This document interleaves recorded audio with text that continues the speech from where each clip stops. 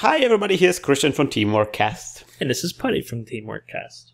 And this is Net Running with Teamworkcast. This is a very, very exciting series of videos I'm looking forward to. This is from the German Nationals, Nick. The German Nationals.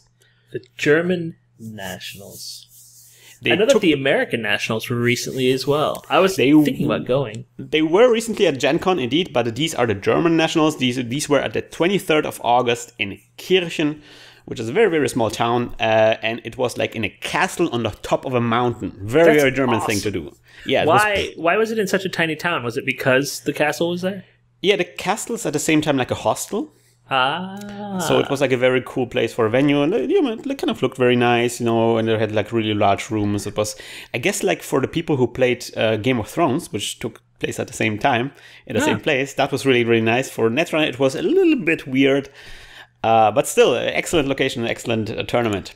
I'm always jealous. I'm jealous of the German gaming scene because it seems like it's so much more fun. The grass is always greener on the other side. I don't know. I think there's no grass on this side.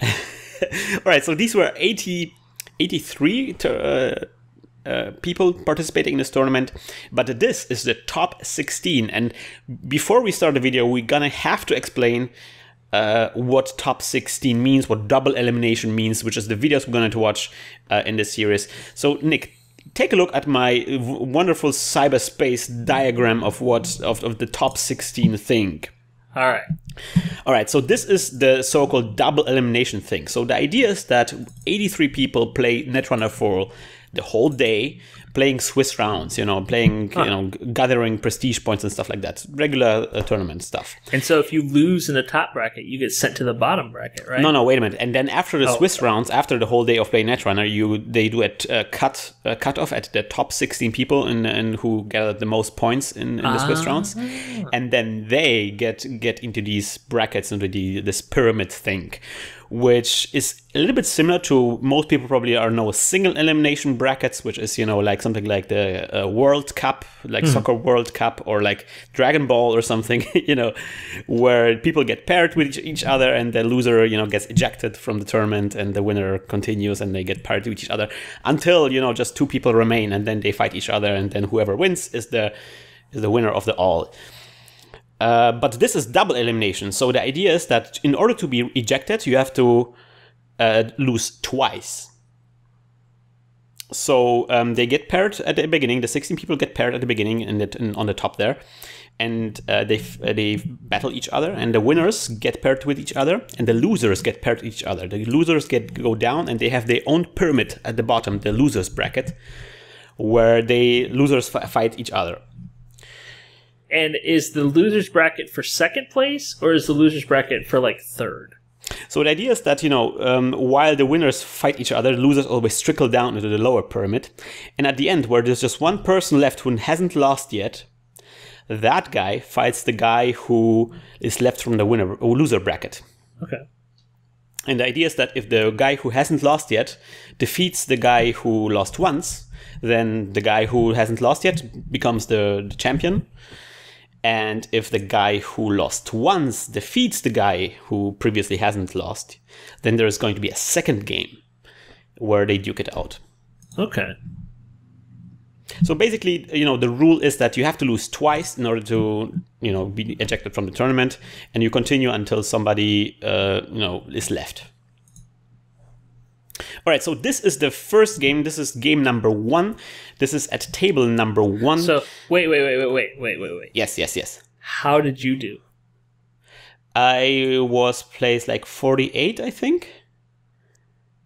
I didn't do so well, but we're going to show those videos in future. This time around, we're not going to show my games. We're going to show the games of really, really excellent professional players, and I'm looking forward to look at those games. Again, this is game number 1 on table number 1. This is the guy who placed the topmost in the Swiss rounds, and the guy who placed place 16 in the Swiss rounds. Okay. So we have on the left, we have Kraarma Sunsmile, also known as Marcel, and he was the 16th player. And on the right, we have a NecroB, also known as Roy, who was the first one. He collected 20 prestige points in 6 rounds of Swiss. What? Why is it NecroB? You're gonna have to ask him that yourself, Nick. Okay. All right, so we begin the game, and on Kraarma Sunsmile, Marcel is playing Andromeda. So he gets starts with 9 cards, and Necro is playing with well, this is good old HB, Engineering the Future.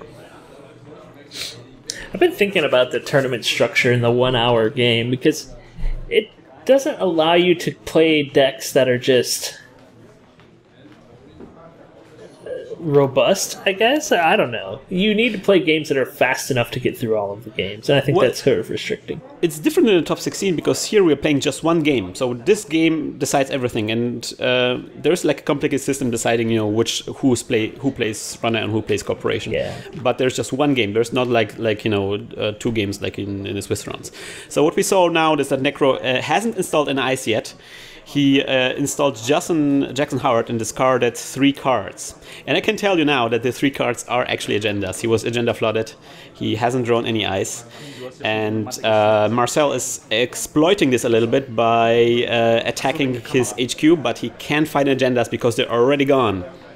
Huh. He played a Dirty Laundry and a Legwork to attack his HQ and got out a Desperado. Very nice. Oh, finally, Roy gets out some ice. I really like these card backs. Yeah, like some kind of explosion or something. Looks like, I don't know, some sort of Tron-inspired thing. Or maybe, you know, what is it called again? The Hunger Games. Oh, I was also thinking about the 2001 A Space Odyssey. No, Dave.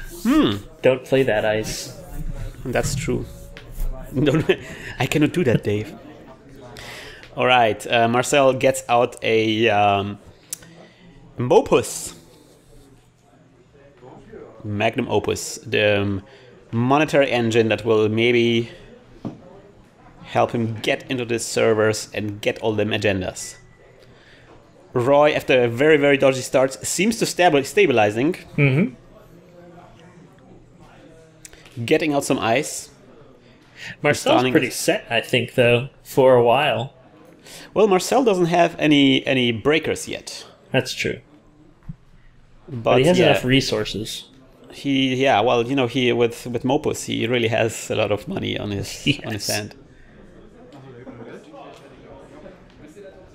Oh, by the way, I think Roy forgot to take money for the first test round when he installed Jackson Howard. So yeah, expect to see a lot of mistakes here because you know, this is after a whole day of playing Netrunner. Like, both players are, you know, completely brain fried. I'm brain fried after about 3 minutes and 3 seconds. So I don't even know how you guys are managing. Already, you don't even have to play. All right, so there's a card being installed in an external server. We don't know what it is. So, whose tokens are on NecroB's side? You mean, what do you mean? Are those Team Covenant? No, both players are actually using those tokens that you could win in like early on in the tournaments, in the good game night kits from. Yeah. I always liked these because using these, it's like, hello, I'm very experienced. Yeah. Obviously, this is the top table. Obviously, both players are like token rich. All right, Marcel gets out 2 breakers. He gets out a Breach and an Elias, and he encounters a Quandary. Exactly the kind of ice he didn't want to see, because Quandary is, of course, a code gate, and that's the only breaker he hasn't got out. I really like Quandary. It's like, hello, I'm just a little guy. Go home. Oh. Okay. Roy reses a Adonis campaign. Yeah. He sells sexy hunks. It is raining men. Hallelujah.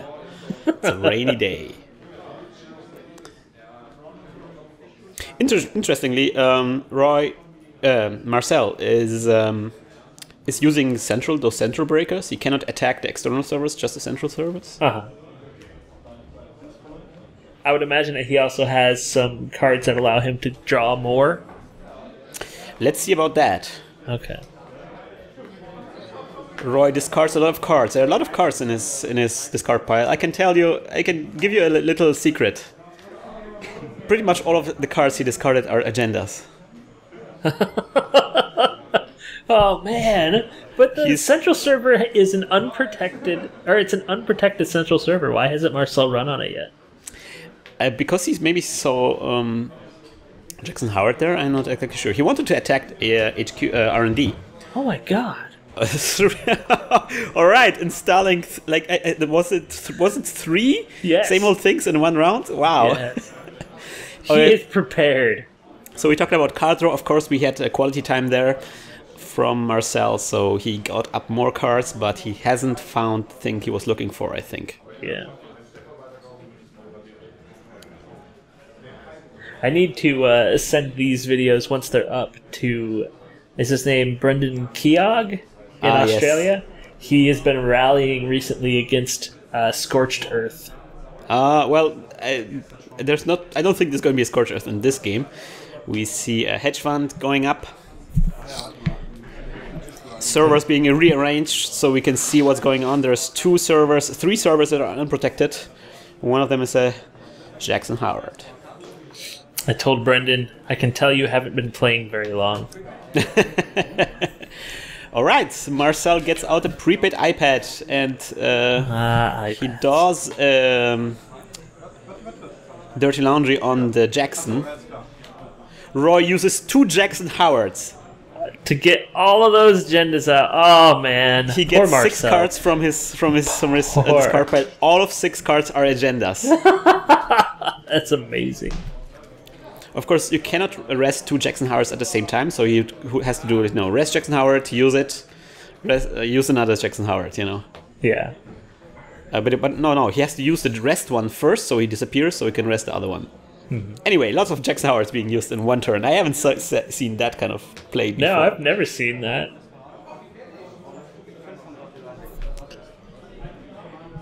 Also, Marcel doesn't get the money from the dirty laundry because the Jackson Howard disappeared, so the server doesn't exist anymore. But it's okay. He's got same old thing. He could just run it again. He should have... I think he made the same old thing on the archives because he exposed the card there, so he didn't do it on a Jackson Howard. Smart enough. So he got the money after all. Lots of hunks being sold right now. 2 Adonis campaigns. Roy uses the school of thought of putting all his little tokens on his identity card. Mm-hmm. I'm on the side of Marcel, who does a little nice orderly pile at the edge of his mat, which I think everybody should follow. I really like my broken egg cut things, so I just have a big long line on the side. That's also something you can do. Yeah, with my space money. Like if Roy would store his tokens on his card and actually put it in the edge, the cards. I'm not gonna go into this. I'm overthinking this. All right, so we got Sure Gamble. Marcel just money's up. Sure Gamble's one of those cards that always makes me gamer cringe because it's like saying same difference. How could things be the same? They explain this. They explain this because there is a ring. They're cheating. Yes. Because this is on the card. We have what's her name again? Oracle May. Yeah. And she uses some kind of quantum ring to. She's an oracle. An oracle never gambles. Yeah. She knows. She knows. I would love to be Oracle May to be able to sense what cards the enemy played. Yeah. That would be great. Gamer cringe. That's what I've decided it's called. Gamer cringe? Yeah. What? When people cringe. Okay. Not much cringing going on right now. This is a tough game. This is a tough game. Roy set up huge defenses right now. I think Marcel is really looking for a passport right at this point. He really is looking for something that can break this one quandary that was raised. Yeah, and he doesn't have a good idea. He knows he's playing Wayland, so there's probably some damage ice in there somewhere. Oh, damn. Look at this. Marcel's using the same old thing to play quality time again. He wants to see that passport. Yeah. So he doesn't know what the flavor of ice is that he's going to run into. So if he runs into another code gate, he's going to be in trouble. No, he can't. Just cannot. He wants to get. I think he wants to get into R&D. One more time, another quality time. He really needs to see that card now. Just having a good old time at the console. Now to discard everything. No, he finally finds the card he was looking for, which is a special order. And he finally gets his passport. Not a lot of cards left in his deck now. Well, at least it's all out there now. As long as he doesn't lose it, whatever. But watch this. Now he's going to start discarding all the cards that he drew. We're going to see a big part of his deck. We're not going to show all of the cards, but there's one that I thought was kind of like, what?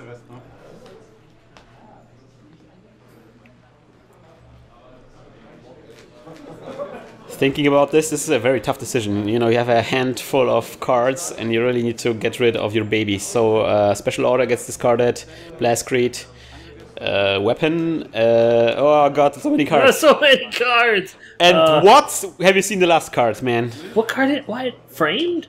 It's Frame Job. Frame Job. Wow. Give the corporation one publicity, but you have to discard, like forfeit an agenda. Huh. Huh. That's not your everyday Andromeda that Marcel is playing. That's true. That's an interesting card. Roy sets up defenses on R&D.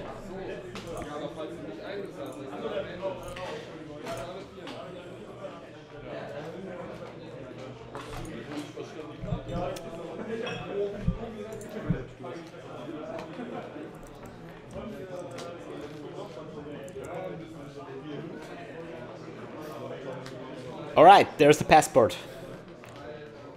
So he is set now. Marcel has the full breaker suite. It took him a lot of time. Will he able to recover from this? And it's a very rich Wayland. He also clicks a lot of Magnum Opus. We can't see that, but yeah, he is like moneying up like crazy because he needs a lot of money to get through those ice defenses that grew while he was searching for the last card. We see a hedge fund, another card being installed.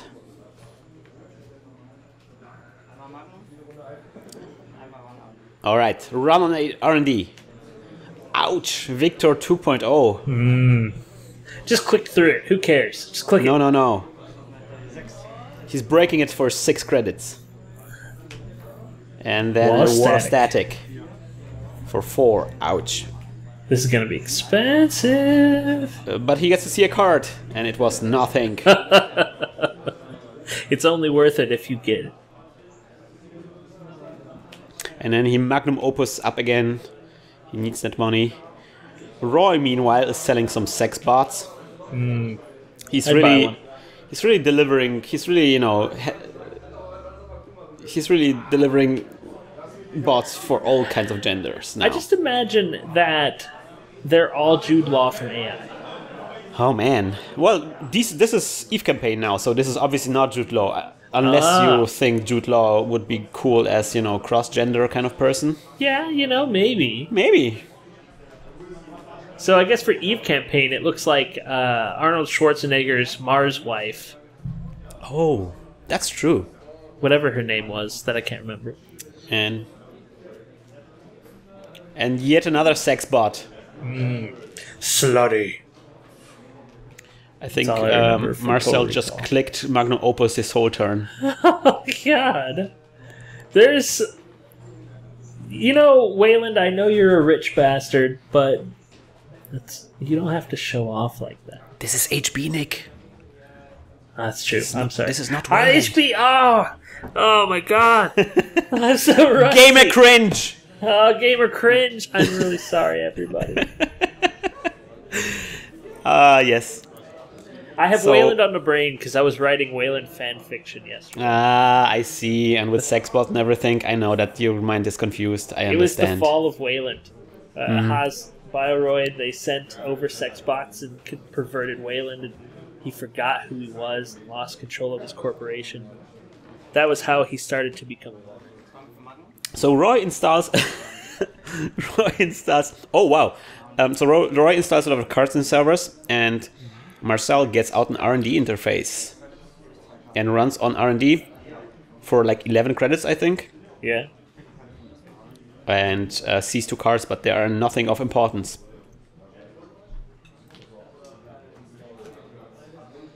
Roy reses Sansan, City Grid, and scores NAPD.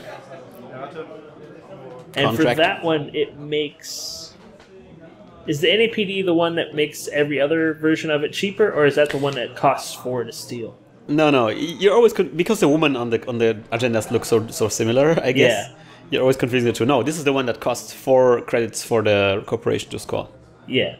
No, for the runner to score. There we go. It's the 4 cost one. It's the NAPD because it's a police thing. It costs money to steal from police. Marcel runs again and finds his agenda. It's the Gila hands, however, just 1 point. A little bit glare there going on. It is glowing. Marcellus Wallace's soul is in that card.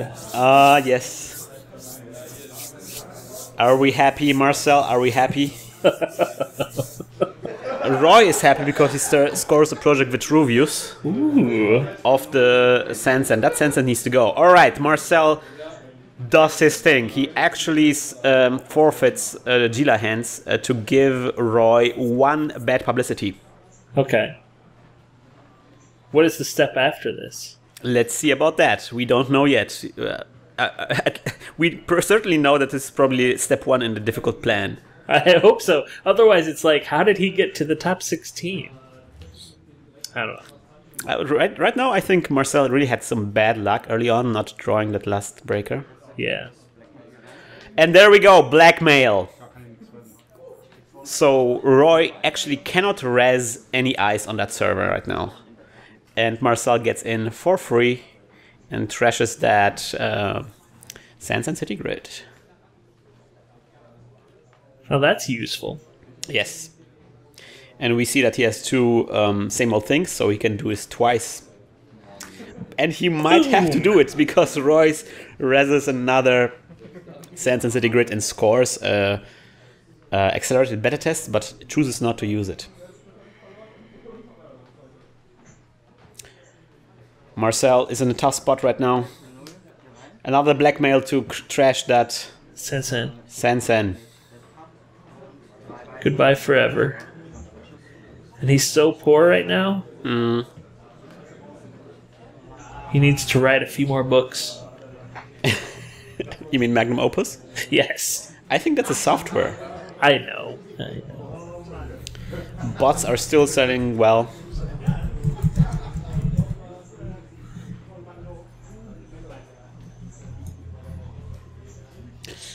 Difficult situation. A lot of ice out there not being rest. Roy is filthy rich. Look, have you even counted the money he has? It's impossible because he has all those little chits and half of them are on top of each other. And well, we know the green ones are worth 5, so he has at Yeah. least like 20 or 30 monies. Yeah. It doesn't matter. He can res anything.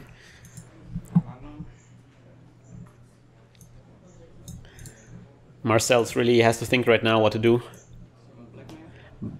He same old things and blackmails into that server. And it is an NAPD contract. Scores that NAPD contract at 2 points right now. Now all the servers are open like an oyster for him because of he still can do 1 more blackmail. But then Roy biotic labors and scores an agenda out of hand. Damn! And Roy is upset about the way he started because he was so agenda flooded. On the other hand, Marcel's also upset that he couldn't find a passport. So yeah, that was a very, very tense game. Marcel, I just want to say, you would have been justified if you had flipped that table. I think both could have flipped the table. So yes, also I wanted to point out that Marcel, I forgot to say it at the beginning, Marcel's actually a host of a very famous German Netrunner podcast called Netrunners HQ. Oh, nice. So you should check him out on that podcast. I was actually very happy to see him in the top 16 because I listen to the podcast very frequently, and it's really nice to see him Marcel, getting that far. I'm sorry that I was calling Hasbioroid Wayland. Please don't make fun of me. Nick is broadcasting from the future where Wayland is a runner anyway. I'm going to pursue this agenda so it actually happens. Let's see about that. All right, so this is it. This is the first game, and we're going to come back in the second game when we see how Roy continues in this tournament. I hope you will tune in next time. Until then. Hack the planet! Hack the planet! Hack the planet! Shut up and get in the car! Shit on me.